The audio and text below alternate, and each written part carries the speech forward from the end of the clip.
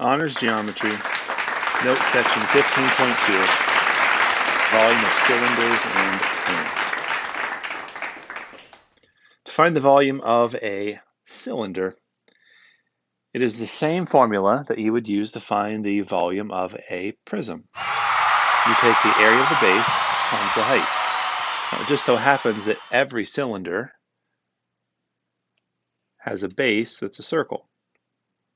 How do you find the area of a circle? Well, it's pi r squared. You then multiply that by the height. Keep in mind the height has to be perpendicular to the base. If you were to take the lateral area of this cylinder, and you were to cut it and then spread it out, you would get a rectangle. If you visualize this rectangle, if you wrapped it around this, you would see that it forms this circular shape. Cavaliere's principle. Bonaventura Francesca Cavaliere, 1598 to 1647. If the area of the cross-sections of two solids by any plane parallel to a given plane are invariably equal, then the two solids have the same volume. Let me try to illustrate what the heck that's saying. Here we have a bunch of crackers. To find the volume of this stack of crackers, we would take the area of the base, which is a circle, we would multiply it by the height. Notice the height is going to be perpendicular to this base. Imagine that this oval here is a cracker. Notice the height that I have from the bottom cracker to the top cracker is the same as that we had over yonder. If I staggered the crackers so that the crackers were like a leaning tower of crackers, then we would have this shape. Does that change the volume? Well, if you think about a stack of crackers, no matter how you orientate those crackers, they're all going to be the same volume, no matter how you do it. Notice the base hasn't changed, neither has the height, assuming that you understand the height is perpendicular to the base. This blue segment is not the height. Height is perpendicular to the base. Cavaliere's principle is saying that the stack of crackers, whether it be a right cylinder or a cylinder that is tilted like this, it's going to have the same volume. That can be seen with a stack of CDs, which you probably don't know what that is. Here is a cylinder. It's a right cylinder, and here it's slanted. It's the same height in each case, so they're going to have the same volume. Take a stack of money, and you were to spread it out. It's going to have the same volume. Volume of a cone. The volume of a cone is a third of the base times height. You know what that means? Let me tell you what it means. If you were to take a cylinder and a cone that had the same dimensions, meaning that the circle that you see here on the bottom of the cylinder had the same radius as the circle that was on the bottom of the cone, and you were to fill the cone up with liquid and dump it into this, it would fill up exactly 1/3 of this. Now I think this is important to see this visual. Third of it's full, 2/3 are not going to be full. That's why this formula here makes sense. The volume of a cone is the third of the volume of a cylinder, because it's going to take up 1/3 of the space. Let's do some examples. Determine the volume of the following. Well, the volume of a cylinder is the area of the base times the height. The base, which is a circle, is pi r squared. The radius here is 4. That's going to be 16 pi. So the base is 16 pi. The height we can see here is 5. 16 times 5 is 80. So we got 80 pi. The units is centimeters, so it's cubic centimeters. We can fit 80 pi cubes that are 1 by 1 by 1 centimeter inside of this little fella. Number 8, got to find the volume of this cone. The volume of a cone is a third of the area of the base times the height. The base in this case is a circle. Area of a circle is pi r squared. The radius is 3. 3 squared is 9er. That's trucker talk for 9. So the area of the base is 9 pi. The height is perpendicular to the base, so that's 8. A third of 9 is 3. 3 times 8 is 24. This is 24 pi cubic centimeters. Got a few more. I don't know why this, it's funny, I don't know why this started with number 7. That's ridiculous. Number 9, question mark? To find the volume of a cylinder, it's the area of the base times the height.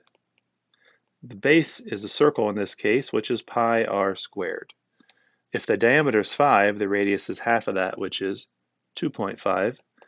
I'm going to elect to write that as 5 divided by 2, because squaring 5 divided by 2 is easier for me. That's 25 fourths. When you square a fraction, you square the top and you square the bottom. So the volume is 25 fourths pi times the height, and we don't know the height.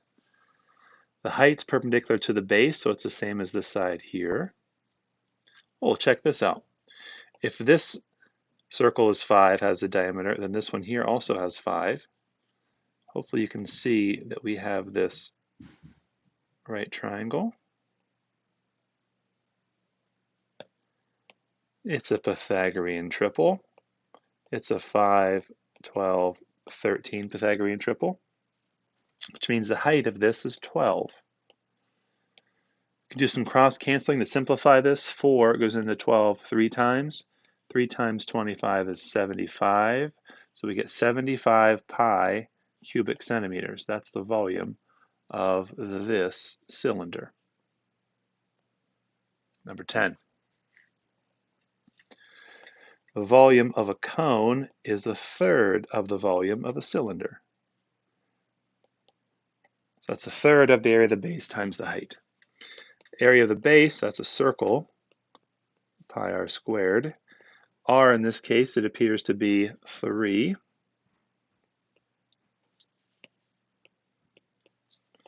So we're going to get 9 pi for the area of the base.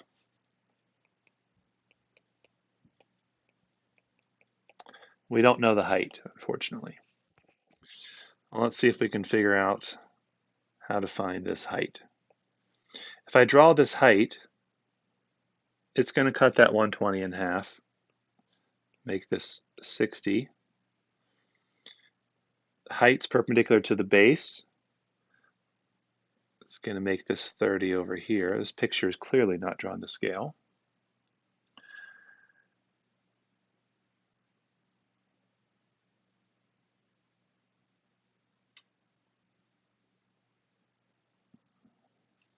So then, if I look, we have a special right triangle. We have a 30, 60, 90.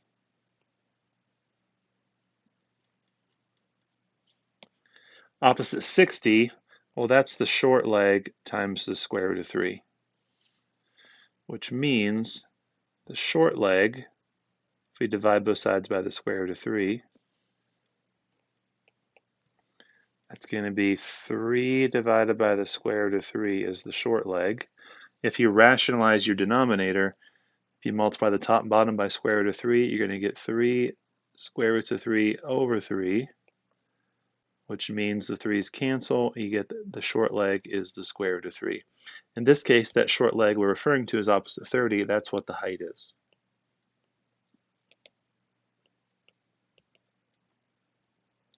So the height is the square root of 3.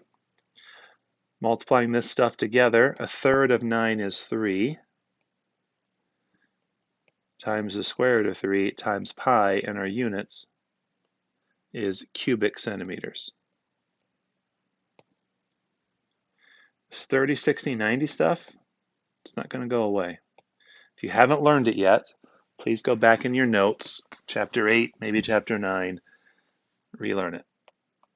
Whoa, what is going on here? This is like a two-tiered cake with a hole in the middle. It's important to note that this part right here is missing. It is missing from this. Here's what we're going to do. I'm going to give you the big plan, then we'll do the small parts. To find the volume of this solid, we're going to take the volume of figure 1. We'll call this figure 1 here. Then add to that the volume of figure 2. We'll call this figure 2. Then we're going to subtract from that the volume of figure 3. We'll call this purple part figure 3. That shouldn't be too difficult. I lost control. Son of a loss of control.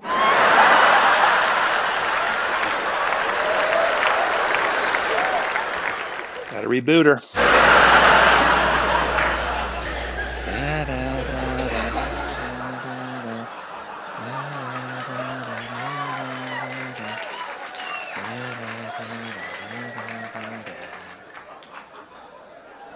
All right, so let's find these volumes. The first base, that's going to be a circle with the radius half of 14, which I like to call 7.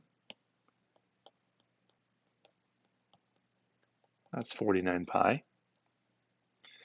Second base, that's going to be of this shape here, has a diameter of 10, so it has a radius of 5. And the third base has a diameter of 2.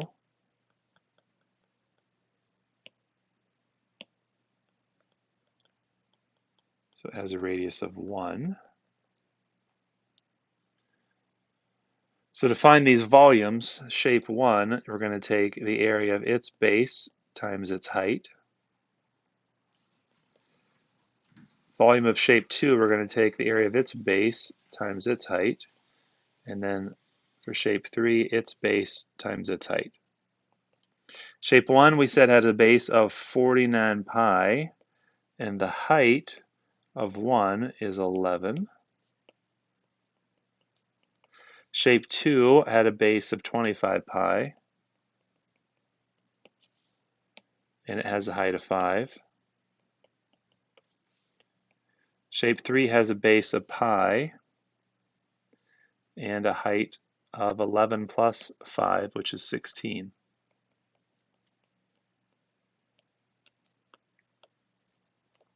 (49 times 11 is 539 pi. 25 times 5 is 125 pi, and then minus 16 pi.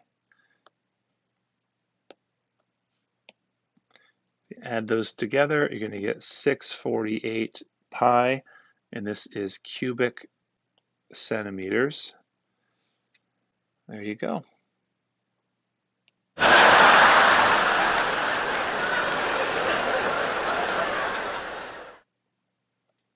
Number 12. This one has a cutout again. So we are cutting out this part here. So we got to take the volume of a cone, the big cone, then subtract the volume of the smaller cone. So the volume of this figure is going to be the volume of cone 1 minus the volume of cone 2. To find the base of cone 1, it's pi r squared. R, it's not labeled very well. It looks like it's 5 from here to here, and it's 1 more from here to here. So it looks like that's going to be 6. So it's 36 pi is the first base. The second base looks like it has a radius of 5.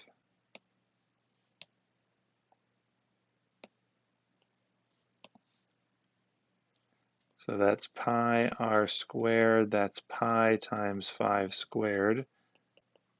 That's 25 pi.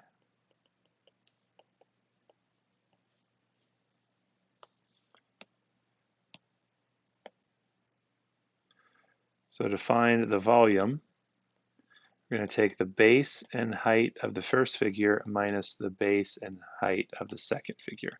First figure, we got a base of 36 pi and a height of 16. Second figure, base of 25 pi and a height of 9. 36 times 16 is 576. 25 times 9 is 225. Subtract these, you get 351 pi cubic centimeters.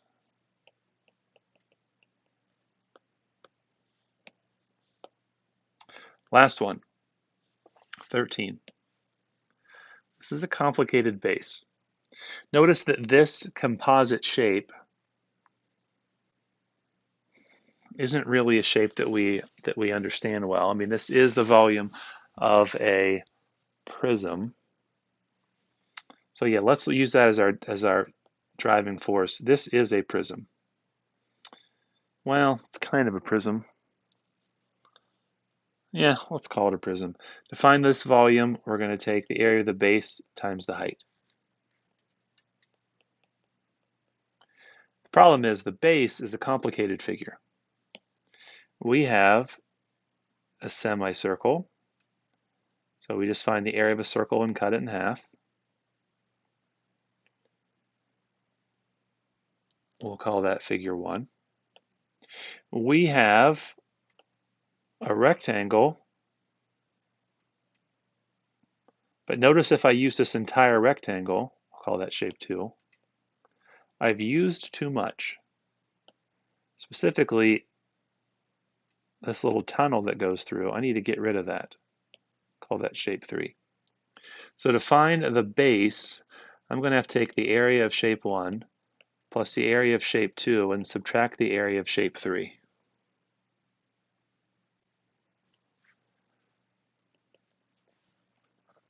Shape 1, that's half the area of a circle. Shape 2, that's a rectangle, base times height. Shape 3, that's half the area of a different circle.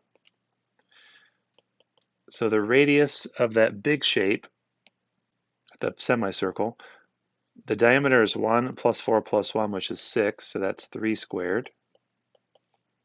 The rectangle has dimensions 2 by 6.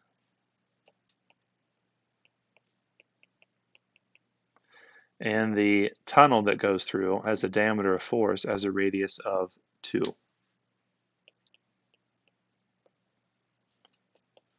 Three squared is 9, so we got 9 over 2 pi plus 12 minus 2 times 2 is 4.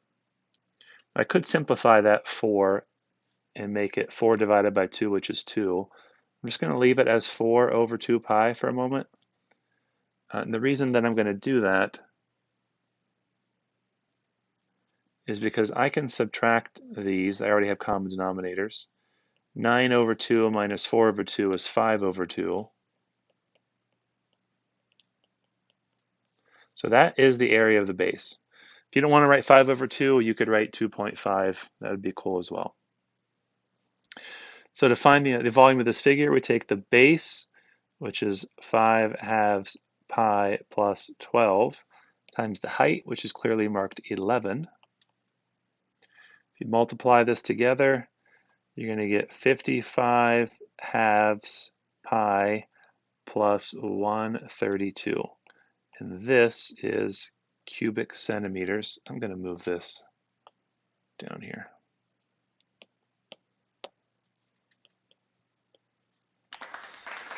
There you go. That concludes the notes. We got one more section in this chapter. Thanks. Thanks, y'all.